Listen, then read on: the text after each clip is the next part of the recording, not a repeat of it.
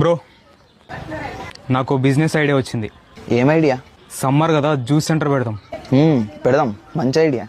కానీ మనం అందరిలా కాకుండా ఈ దొండకాయ జ్యూస్, బెండకాయ జ్యూస్, వంకాయ జ్యూస్ పెడదాం. ఎందుకంటే మనం అందరిలా ఉండకూడదు. సరే, ఆ కూరగాయలల్లో మనతోటే ఉంటాయి కానీ గ్రైండర్ మాత్రం కస్టమర్సే తెచ్చుకోవాలా. కరెక్టే, గ్రైండర్ మాత్రం వాళ్ళే తెచ్చుకోవాలా.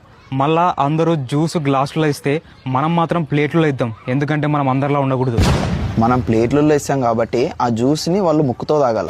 కరెక్ట్. మళ్ళా అందరూ కస్టమర్స్తో డబ్బులు తీసుకుంటారు, కానీ మనం మాత్రం కస్టమర్స్కే డబ్బులు ఇస్తాం. ఎందుకంటే మనం అందరిలా ఉండకూడదు. కరెక్టే, క్యాష్ వద్దంటే వాళ్ళనే స్కానర్ తెచ్చుకోమన్నా. ఇంకోటి ఏంటంటే అందరూ మా షాప్కి మళ్ళీ మళ్ళీ రండి అంటారు, కానీ మనం మాత్రం ఇంకోసారి మా షాప్కి వస్తే తంతమని చెప్తాం. ఎందుకంటే మనం అందరిలా ఉండకూడదు. ఒకవేళ మర్చిపోయి మన షాప్కి వచ్చినారనుకో, ఇంటికి పోయి మరి తందాం. అట్లనే మనం అందరిలా పొద్దున పూట కాకుండా అర్ధరాత్రి 12 నుంచి 3 గంటల వరకు షాప్ ఓపెన్ చేద్దాం. ఎందుకంటే మనం అందరిలా ఉండకూడదు.